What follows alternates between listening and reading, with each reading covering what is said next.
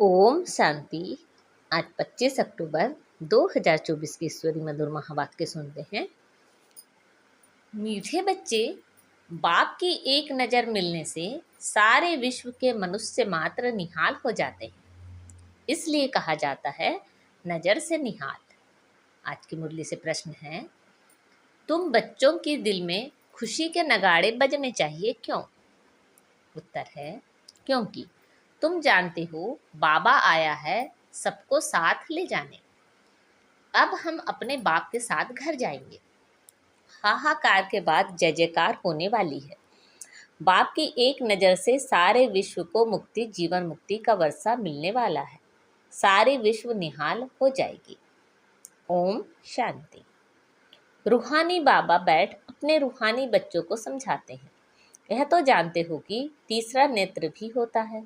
बाप जानते हैं सारी दुनिया की जो भी आत्माएं हैं सबको मैं वर्षा देने आया हूँ। बाप के दिल में तो वर्षा ही याद होगा, लौकिक बाप के भी दिल में वर्षा ही याद होगा। बच्चों को वर्षा देंगे। बच्चा नहीं होता है तो मूंझते हैं, किसको दें, फिर एडॉप्ट कर लेते हैं। यहाँ तो बाप बैठे हैं, इनकी तो सारे दुनिया की जो भी आत्माएं हैं सब तरफ नजर जाती है। जानते हैं सबको मुझे वर्षा देना है। भल बैठे यहाँ हैं, परंतु नज़र सारे विश्व पर और सारे विश्व के मनुष्य मात्र पर है, क्योंकि सारे विश्व को ही निहाल करना होता है। बाप समझाते हैं, यह है पुरुषोत्तम संगम युग। तुम जानते हो बाबा आया हुआ है सबको शांति धाम, सुख धाम ले जाने। सब निहाल हो जाने वाले हैं। ड्रामा के प्लान अनुसार कल्प कल्प निहाल हो जाएंगे। बाप सब बच्चों को याद करते हैं, नज़र तो जाती है ना। सब नहीं पढ़ेंगे। ड्रामा प्लान अनुसार सबको वापस जाना है, क्योंकि नाटक पूरा होता है। थोड़ा आगे चलेंगे तो खुद भी समझ जाएंगे अब विनाश होता है। अब नई दुनिया की स्थापना होनी है, क्योंकि आत्मा तो फिर भी चैतन्य है ना, तो बुद्धि में आ जाएगा बाप आया हुआ है। पैराडाइज स्थापन होगा और हम शांति धाम में चले जाएंगे। सबकी गति होगी ना, बाकी तुम्हारी सदगति होगी। अभी बाबा आया हुआ है, हम स्वर्ग में जाएंगे, जय जयकार हो जाएगी। अभी तो बहुत हाहाकार है, कहाँ अकाल पड़ रहा है, कहाँ लड़ाई चल रही है, कहाँ भूकंप होते हैं, हजारों मरते रहते हैं। मौत तो होना ही है। सतयुग में यह बातें होती नहीं। बाप जानते हैं अब मैं जाता हूँ, फिर सारे विश्व में जय जयकार हो जाएगी। मैं भारत में ही जाऊंगा। सारे विश्व में भारत जैसे गांव है। बाबा के लिए तो गांव ठहरा, बहुत थोड़े मनुष्य होंगे। सतयुग में सारी विश्व जैसे एक छोटा गांव था। अभी तो कितनी वृद्धि हो गई है। बाप की बुद्धि में तो सब है ना। अब इस शरीर द्वारा बच्चों को समझा रहे हैं। तुम्हारा पुरुषार्थ वही चलता है जो कल्प कल्प चलता है। बाप भी कल्प वृक्ष का बीज रूप है। यह है कारपोरियल झाड़, ऊपर है इनकारपोरियल झाड़। तुम जानते हो यह कैसे बना हुआ है। यह समझ और कोई मनुष्य में नहीं है। बेसमझ और समझदारों का फर्क देखो। कहाँ समझदार स्वर्ग में राज्य करते थे, उनको कहा ही जाता है सचखंड है वे। अभी तुम बच्चों को अंदर में बड़ी खुशी होनी चाहिए। बाबा आया हुआ है। यह पुरानी दुनिया तो जरूर बदलेगी। जितना जितना जो पुरुषार्थ करेंगे उतना पद पाएंगे। बाप तो पढ़ा रहे हैं। यह तुम्हारे स्कूल तो बहुत वृद्धि को पाती रहेगी। बहुत हो जाएंगे। सबका स्कूल इकट्ठा थोड़े ही होगा, इतने रहेंगे कहाँ। तुम बच्चों को याद है अभी हम जाते हैं सुखधाम। जैसे कोई भी विलायत में जाते हैं तो 8-10 वर्ष जाकर रहते हैं ना, फिर आते हैं भारत में।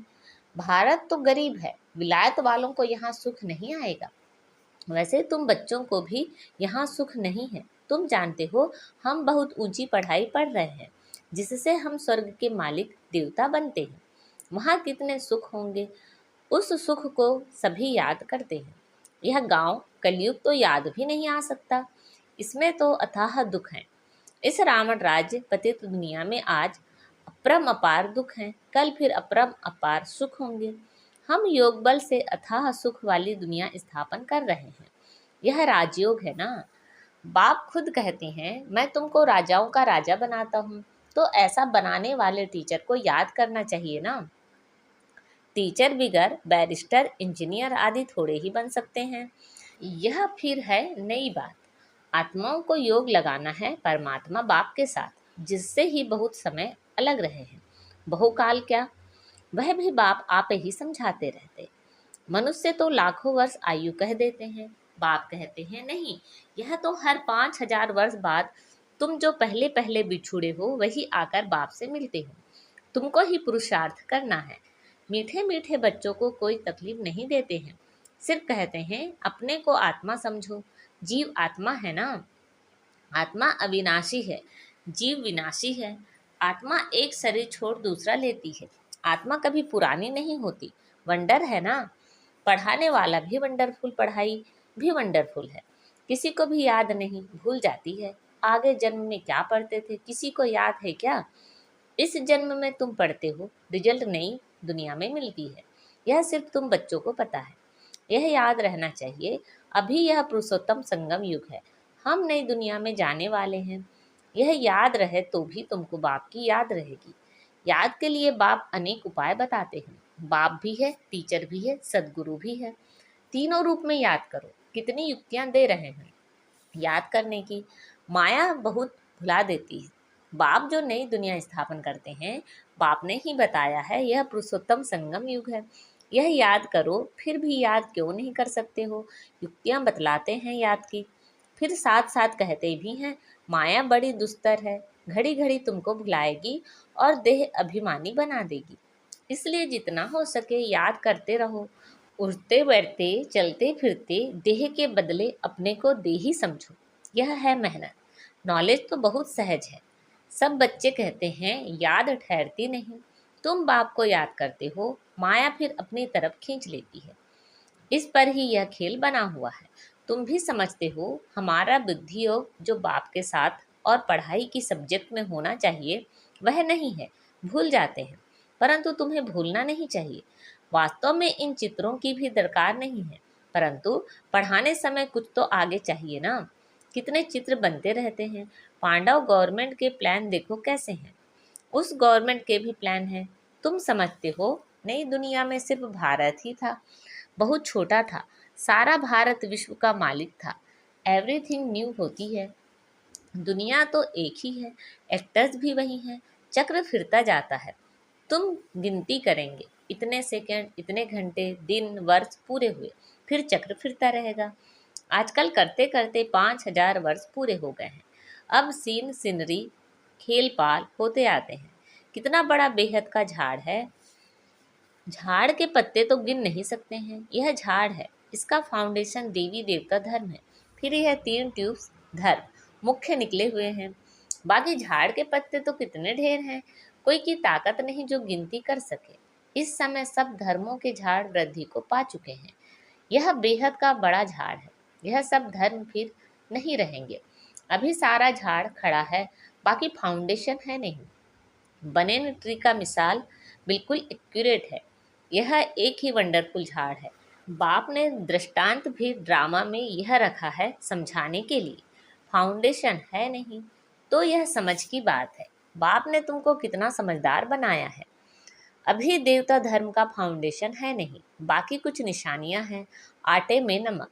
प्राय यह निशानियां बाकी रही हैं, तो बच्चों की बुद्धि में यह सारा ज्ञान आना चाहिए। बाप की भी बुद्धि में नॉलेज है ना, तुमको भी सारा नॉलेज दे। आप समान बना रहे हैं। बाप बीज रूप है और यह उल्टा झाड़ है। यह बड़ा बेहद का ड्रामा है। अभी तुम्हारी बुद्धि ऊपर चली गई है। तुमने बाप को और रचना को जान लिया है। भल शास्त्रों में है, ऋषि मुनि कैसे जानेंगे? एक भी जानता हो तो परंपरा चले, दरकार ही नहीं, जबकि सदगति हो जाती है। बीच में कोई भी वापस जा नहीं सकता। नाटक पूरा हो तब सब एक्टर्स यहाँ होने हैं। जब तक बाप यहाँ हैं, जब वहाँ बिल्कुल खाली हो जाएंगे तब तो शिव बाबा की बारात जाएगी। पहले से तो नहीं जा बैठेंगे, तो बाप सारी नॉलेज बैठ देते हैं। यह वर्ल्ड का चक्र कैसे रिपीट होता है? सतयुग, त्रेता, द्वापर, कलयुग, फिर संगम होता है। गायन है, परंतु संगम युग कब होता है यह किसी को पता नहीं है। तुम बच्चे समझ गए हो, 4 युग हैं। यह है लीप युग, इनको मिडगेट कहा जाता है। श्री कृष्ण को भी मिडगेट दिखाते हैं। तो यह है नॉलेज। नॉलेज को मोड़ तोड़कर भक्ति में क्या बना दिया है। ज्ञान का सारा सूत्र मुंझा हुआ है। उनको समझाने वाला तो एक ही बाप है। प्राचीन राजयोग सिखलाने के लिए विलायत में जाते हैं, वह तो है ना। प्राचीन अर्थात पहला सहज राजयोग सिखलाने बाप आए हैं। कितना अटेंशन रहता है। तुम भी अटेंशन रखते हो कि स्वर्ग स्थापन हो जाए। आत्मा को याद तो आता है ना। बाप कहते हैं, यह नॉलेज जो मैं अभी तुमको देता हूँ, फिर मैं ही आकर दूंगा। यह नई दुनिया के लिए नया ज्ञान है। यह ज्ञान बुद्धि में रहने से खुशी बहुत होती है। बाकी थोड़ा टाइम है, अब चलना है। एक तरफ खुशी होती है, दूसरे तरफ फिर फील भी होता है। अरे ऐसा मीठा बाबा हम फिर कल्प बाद देखेंगे। बाप ही बच्चों को इतना सुख देते हैं ना। बाप आते ही हैं शांति धाम सुख धाम में ले जाने। तुम शांति धाम सुख धाम को याद करो तो बाप भी याद आएगा। इस दुख धाम को भूल जाओ। बेहद का बाप बेहद की बात सुनाते हैं। पुरानी दुनिया से तुम्हारा ममत्व निकलता जाएगा तो खुशी भी होगी। तुम रिटर्न में फिर सुखधाम में जाते हो, सतो प्रधान बनते जाएंगे। कल्प कल्प जो बने हैं वही बनेंगे और उनको ही खुशी होगी। फिर यह पुराना शरीर छोड़ देंगे, फिर नया शरीर लेकर सतो प्रधान दुनिया में आएंगे। यह नॉलेज खलास हो जाएगी। बातें तो बहुत सहज है। रात को सोते समय ऐसे ऐसे सिमरन करो तो भी खुशी रहेगी। हम यह बन रहे हैं, सारे दिन में हमने कोई शैतानी तो नहीं की। 5 विकारों से कोई विकार ने हमको सताया तो नहीं। लोभ तो नहीं आया। अपने ऊपर जांच रखनी है। अच्छा, मीठे मीठे शिखिलते बच्चों प्रति माता पिता बाप दादा का याद प्यार और गुड मॉर्निंग। रूहानी बाप की रूहानी बच्चों को नमस्ते। हम सब रूहानी बच्चों की रूहानी माता पिता बाप दादा को याद प्यार गुड मॉर्निंग और नमस्ते। आज की मुरली से धारणा के लिए मुख्य सार हैं। योग बल से अथाह सुखों वाली दुनिया स्थापन करनी है। इस दुख की पुरानी दुनिया को भूल जाना है। खुशी रहे कि हम सचखंड के मालिक बन रहे हैं। रोज अपनी जांच करनी है कि सारे दिन में कोई विकार ने सताया तो नहीं, कोई शैतानी काम तो नहीं किया, लोभ के वश तो नहीं हुए। आज बाबा ने हमें वरदान दिया है। वरदाता द्वारा सर्वश्रेष्ठ संपत्ति का वरदान प्राप्त करने वाले संपत्तिवान भव। वरदाता द्वारा सर्वश्रेष्ठ संपत्ति का वरदान प्राप्त करने वाले संपत्तिवान भव। किसी के पास अगर सिर्फ स्थूल संपत्ति है तो भी सदा संतुष्ट नहीं रह सकते। स्थूल संपत्ति के साथ अगर सर्व गुणों की संपत्ति, सर्व शक्तियों की संपत्ति और ज्ञान की श्रेष्ठ संपत्ति नहीं है तो संतुष्टता सदा नहीं रह सकती। आप सबके पास तो यह सब श्रेष्ठ संपत्तियां हैं। दुनिया वाले सिर्फ स्थूल संपत्ति वालों को संपत्तिवान समझते हैं, लेकिन वरदाता बाप द्वारा आप बच्चों को सर्वश्रेष्ठ संपत्तिवान भव का वरदान मिला हुआ है। आज का स्लोगन है, सच्ची साधना द्वारा हाय हाय को वह वह में परिवर्तन करो।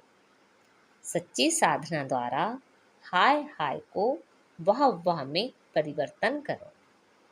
अच्छा, ओम शांति।